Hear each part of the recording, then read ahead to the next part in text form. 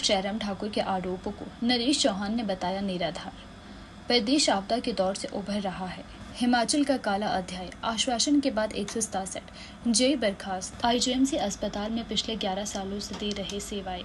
31 सुरक्षा कर्मियों को नौकरी से निकाल दिया गया है। शिमला में कंडा और कैथू जेल के 100 कैदियों ने रखे व्रत। हिमाचल में 10,000 मेधावियों और 7,510 प्राइमरी शिक्षकों के लिए टैब खरीद शुरू। विश्व धरोहर कालका शिमला रेल लाइन पर हिमालयन क्वीन बंद। नया रसोई गैस कनेक्शन लेना हुआ महंगा। आईजीएमसी अस्पताल में पिछले 11 सालों से सेवाएं दे रहे 31 सुरक्षा कर्मियों को नौकरी से निकाल दिया गया है, जिसके बाद लगातार आईजीएमसी में प्रदर्शन हो रहे हैं। वहीं नौकरी की गुहार लेकर शुक्रवार को ओक ओवर में मुख्यमंत्री के पास जनता दरबार में पहुंचे और मुख्यमंत्री से मिले, बहाल करने की गुहार लगाई। सुरक्षा कर्मियों ने मुख्यमंत्री को कहा कि वे 10 सालों से आईजीएमसी में सुरक्षा कर्मी के रूप में सेवाएं दे रहे थे। नई कंपनी ने टेंडर लिया और उन्हें बेवजह नौकरी से निकाल दिया गया है, जिससे अब परिवार का पालन पोषण करना मुश्किल हो गया है। मैं तो धन्यवाद करना चाहता हूँ समस्त मीडिया कर्मियों का। हम आज माननीय मुख्यमंत्री महोदय से मिलने आए थे, क्योंकि आईजीएमसी में गैर कानूनी तरीके से जो है 31 सुरक्षा कर्मियों को निकाला गया था, जिसमें से जो 6 सुरक्षा कर्मियों को अंदर ले लिया था। अब जो है हमारे जो है 24 सुरक्षा कर्मी बचे हैं। हम जो है आज माननीय मुख्यमंत्री जी से इसी विषय पर मिलने आए थे। मुख्यमंत्री जी ने जो हमें आश्वासन दिया है कि सभी को जो है अपनी नौकरी में रखा जाएगा, और इसके लिए जो है हम मुख्यमंत्री महोदय का जो है दिल से धन्यवाद करना चाहते हैं, जिन्होंने हमारी बात को शांतिपूर्ण तरीके से सुना। धन्यवाद। हिमाचल प्रदेश की कांग्रेस सरकार ने हिमाचल प्रदेश पंचायती राज विभाग के कर्मचारियों को नौकरी से बर्खास्त करके एक बहुत बड़ा अन्यायपूर्ण कदम उठाया है। इस विषय को लेकर 2022 में चुनाव में घर घर जाकर सड़कों पर अनेकों रैलियां निकाली। उन्होंने कहा कि वर्तमान में मुख्यमंत्री तथा उनके मंत्रीगणों ने इन कर्मचारियों को पंचायती राज विभाग में मर्ज करने की घोषणाएं की। न केवल घोषणाएं की, अपितु चुनावों के दौरान गारंटियां भी की। पहली कैबिनेट के अंदर हम 4,700 कर्मचारियों को विभाग में मर्ज कर देंगे। जब विभाग के कर्मचारी लगातार कांग्रेस की सरकार बनने के बाद इनसे संपर्क साधते रहे, परंतु सरकार ने जवाब तक नहीं दिया। आज मुख्यमंत्री की चुनावी वीडियो भी इस विषय को लेकर काफी वायरल हो रही है।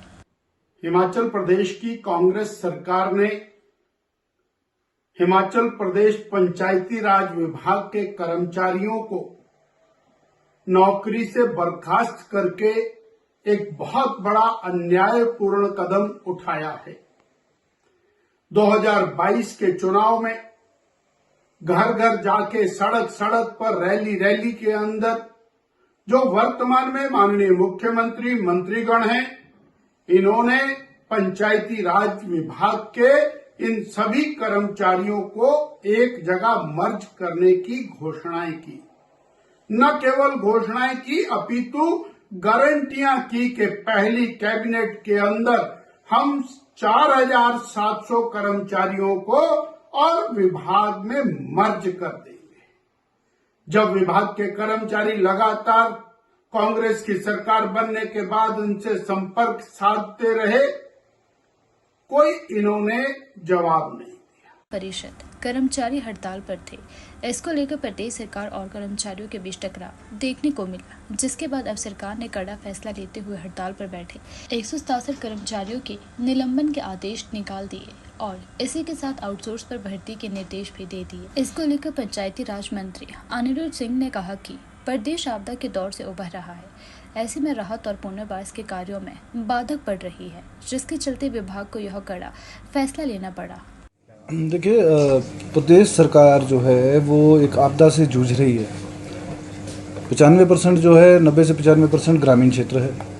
वहाँ पे जितने भी विकास के काम हैं वो मैक्सिमम पंचायतों के थ्रू होते हैं, और इस समय जो है स्ट्राइक पे जाके गरीब लोगों का जो नुकसान हो रहा है, जिन्होंने घर बनाने हैं, सड़क बनानी है, उन्होंने अपने डंगे बनाने हैं, 1085 करोड़ रुपये मनरेगा के तहत सैंक्शन हुआ है, वो करने हैं। सारे काम जो है वो स्टैंड स्टिल पे आ गए हैं।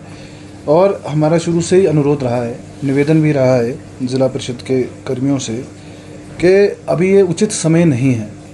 पहला कदम जो है स्टेट कैडर करके पहला कदम हमने उठाया है, पर ये अडिग हैं कुछ लोग, और इसके पीछे जो है कुछ भाजपा के लोग भी जो है इनको उकसाने में पीछे नहीं हट रहे हैं, जिनकी बातों में वो आ रहे हैं। और मैं समझता हूँ, और हमने हमेशा निवेदन ये करा है कि कुछ समय आप रुक जाइए, और आपके ऊपर हम भी गंभीर हैं, सरकार भी गंभीर है। कांग्रेस हमेशा जो है कर्मचारियों के हित में खड़ी है हमेशा से, और बेनिफिट जो भी दिया आज तक वो कांग्रेस सरकार ने ही दी। जो मर्जर की बात है वो भी कांग्रेस सरकार बिल्कुल गंभीर है। माननीय मुख्यमंत्री, माननीय उप मुख्यमंत्री, पूरी कैबिनेट और सभी एमएलएज इनके प्रति संवेदनशील हैं। इनको मर्ज करना चाहिए और इनकी डिमांड्स पे भी जो है वर्कआउट करना चाहिए, और इनको थोड़ा फाइनेंशियल बेनिफिट भी देना चाहिए। परंतु अभी स्टेट की हालत ऐसी नहीं है जो इमीडिएटली हम कर पाए। कांग्रेस सरकार के द्वारा घोषित किए विशेष आपदा पैकेज को लेकर सरकार पर निशाना साधा है। जयराम ठाकुर ने आरोप लगाया है कि कांग्रेस सरकार ने केंद्र के द्वारा दी गई सहायता और स्वीकृत योजनाओं के पैसे को राहत पैकेज में समाहित कर लोगों को झांसा देने का प्रयास किया है। विपक्ष इसकी सच्चाई को जनता के बीच ले जाकर सरकार के झूठ को बेनकाब करेगी।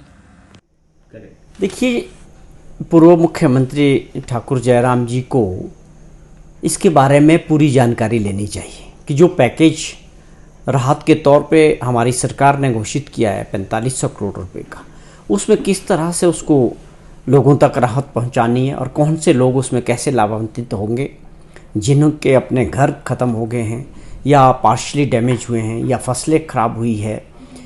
कोशिश सरकार ने ये की है कि हर वर्ग को, जो एक आपदा थी ये केवल 1-2 जिला में नहीं थी, पूरे प्रदेश के अंदर थी, और लगातार इसके 2.5-3 महीने जो नुकसान प्रदेश के अंदर जनता का हर तरह से, सरकारी प्रॉपर्टीज़ की आप बात करें, सड़कों की, पुलों की, या बिजली की स्कीमें या पानी की स्कीमें, उसके अलावा लोगों की जो प्राइवेट प्रॉपर्टीज़ का बहुत नुकसान हुआ है। उनके अपने घर है या व्यवसाय है या खेती है, ज़मीन है, बहुत नुकसान हुआ है फसलों का, पशु भी मरे हैं लोगों के। तो एक सरकार की सोच थी माननीय मुख्यमंत्री जी की किस तरह से हम इस कार्यों को अच्छे से लोगों को मदद मिलनी चाहिए। चाहे उसमें राहत मैनुअल को बदलने की आवश्यकता थी, वो बड़े पैमाने पे हुआ, वो आप लोगों ने सबने देखा किस प्रकार से मैनुअल में चेंजेस किए गए, और जहां 1 लाख रुपया तक मिलने की बात हुआ करती थी, आज वहां 7 लाख से ऊपर जो है लोगों को अपना घर जिनका रहने योग्य नहीं रहा है उनको मिलेगा। और कई जगह जो है इसको 10 गुना 20 गुना जो है राहत मैनुअल में बढ़ोतरी की गई है। चाहे फसलों की बात है, पशुओं की बात है, बहुत बड़े स्तर पे इसमें चेंजेस करके इसको बढ़ाया गया है। उसके पीछे सोच और मंशा साफ थी कि लोगों को व्यवहारिक तौर पे सहायता मिलनी चाहिए। ये नहीं कि औपचारिकता हो सरकार की तरफ से कि हमने जो है राहत दे दी है 10,000 रुपया। अब आप समझे कि आज की महंगाई में, आज के समय में लोग उस पैसे से क्या करेंगे। तो उसको समझते हुए, उस बात को मद्देनज़र हमारी सरकार ने और मुख्यमंत्री जी ने इसको व्यवहारिक करने का प्रयास किया कि लोगों का मदद का मतलब है कि दोबारा उनका आशियाना बने, जो उन्होंने घर खोया है वो घर दोबारा बना सकें। में हत्या, लूट, चोरी, एनडीपीएस सहित अन्य मामलों में बंद कैदी भी बड़ी संख्या में धर्म कर्म से जुड़ रही है। नवरात्र पर आदर्श केंद्रीय कारागार कंडा और जिला कारागार कैथू में इन दिनों माहौल भक्तिमय बना हुआ है। करीब 100 कैदियों ने अपराध से छुटकारा पाने के लिए 9 दिन का उपवास रखा है। जेल प्रशासन ने भी व्रत रख रहे कैदियों के लिए खाने पीने की व्यवस्था भी की है। फलाहार के लिए दूध, जूस, केला, आलू और फल मुहैया कराया जा रहा है। कंडा और कैथू जेल में करीब 783 कैदी है। जेल प्रशासन के मुताबिक ज्यादातर कैदी नवरात्रों के पहले और अंतिम दिन व्रत रखते हैं, लेकिन इस बार करीब 100 कैदियों ने 9 दिन का उपवास रखा है। 80 पुरुषों और 20 महिला कैदियों ने अभी नवरात्रों का व्रत रखा है। जेलों के मंदिर परिसर में कैदी माँ दुर्गा की तस्वीर के आगे देवी की आराधना कर रहे हैं। कैदियों को महान धर्म ग्रंथ गीता का ज्ञान दिया जा रहा है। यज्ञ के दौरान मंत्रों के उच्चारण से कैदियों के दिमाग से नकारात्मक विचारों को दूर किया जा रहा है। कैदियों ने आदि शक्ति को साक्षी मानकर व्रत रखते हुए भविष्य में अपराध की दुनिया से दूर रहने का प्रण लिया है। हिमाचल प्रदेश के 10,000 मेधावियों और 7,510 प्राइमरी शिक्षकों के लिए टैब की खरीद शुरू हो गई है। राज्य इलेक्ट्रॉनिक्स कॉरपोरेशन के माध्यम से खरीद के लिए शिक्षा विभाग ने प्रक्रिया शुरू कर दी है। 23 अक्टूबर से कंपनियां टैबलेट देने के लिए आवेदन कर सकेगी। मुख्यमंत्री सुखविंदर सिंह सुक्खू की बजट घोषणा को पूरा करने के लिए शिक्षा विभाग जुट गया है। पूर्व की सरकारों के समय में मेधावियों को दिए जाने वाले लैपटॉप अब नहीं मिलेंगे। प्रदेश सरकार ने लैपटॉप की जगह टैबलेट देने का फैसला लिया है। शैक्षणिक सत्र 2022-23 के दौरान हिमाचल प्रदेश के सरकारी स्कूलों की 10वीं और 12वीं कक्षा तथा कॉलेजों में पढ़ने वाले 10,000 मेधावियों को टैबलेट दिए जाने हैं। इसके अलावा प्राइमरी शिक्षकों के 7,510 शिक्षकों को भी सुक्खू सरकार टैबलेट देगी। पूर्व सरकार ने वर्ष 2020 और 21 में प्रदेश शिक्षा बोर्ड की 10वीं और 12वीं और एचपी के कॉलेज के मेरिट में आने वाले 10,000 मेधावियों को स्मार्ट मोबाइल फोन दिए थे। इससे पहले मेधावियों को लैपटॉप दिए जाते थे। सुक्खू सरकार ने मोबाइल फोन की जगह टैबलेट देने का फैसला लिया है। बंद कर दी गई है। इसके बदले चलाई गई विशेष ट्रेन का यात्रियों को लाभ नहीं मिल पा रहा।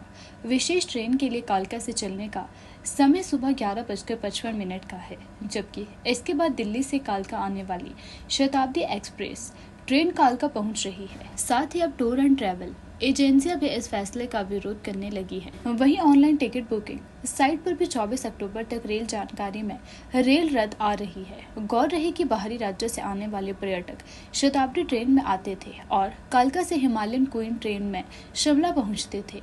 कालका से यह ट्रेन 12:10 पर चलती थी। इससे दिल्ली से कालका सुबह 11:40 पर पहुंचने वाली सवारियों को आसानी से शिमला के लिए ट्रेन मिल जाती थी, लेकिन अब स्पेशल ट्रेन चलने से सवारियों को दिक्कतें आ रही है, क्योंकि कई बार शताब्दी देरी से भी पहुंचती है। ऐसे में आगामी ट्रेन नहीं मिल पाने से सवारियों को टैक्सी आदि के सहारे शिमला पहुंचना पड़ रहा है। वहीं अधिकांश यात्री चंडीगढ़ एयरपोर्ट से इस ट्रेन के लिए टैक्सियों में आते थे, मगर जब से इसका समय बदला है कम यात्री आ रहे हैं। हिमालयन क्वीन में कालका से शिमला तक 475 रुपए फर्स्ट क्लास और सीसी में 275 रुपए किराया था, जबकि विशेष ट्रेन में शिमला तक किराया 50 रुपए है। रसोई गैस का नया कनेक्शन लेने के लिए उपभोक्ताओं को अब जेब अधिक ढीली करनी पड़ेगी। गैस कनेक्शन लेने पर सिक्योरिटी राशि पहले 1400 रुपए थी, जो अब 2500 रुपए कर दी गई है। इसका सीधा असर नए उपभोक्ताओं पर पड़ेगा। पहले एक सिलेंडर के साथ गैस चूल्हा और रेगुलेटर 4,500 रुपए में मिलता था, लेकिन अब 6,000 से 6,500 रुपए तक मिल रहा है। वहीं 2 सिलेंडर गैस चूल्हा और रेगुलेटर के साथ डबल कनेक्शन पहले 6,700 रुपए तक मिल रहा था, अब यह 9,700 रुपए तक का मिल रहा है। उधर इंडियन ऑयल की ओर से हाल ही में रिफिल भरवाने के लिए कालाबाजारी को रोकने के लिए लेकर सख्ती हो रही है। इसके बाद अचानक नए कनेक्शन लेने के लिए लोग गैस एजेंसी में पहुंच रहे हैं। खाद्य एवं आपूर्ति विभाग के नियंत्रक पवन कुमार ने बताया कि कंपनी की ओर से नया कनेक्शन देने के लिए सिक्योरिटी राशि को बढ़ाया गया है।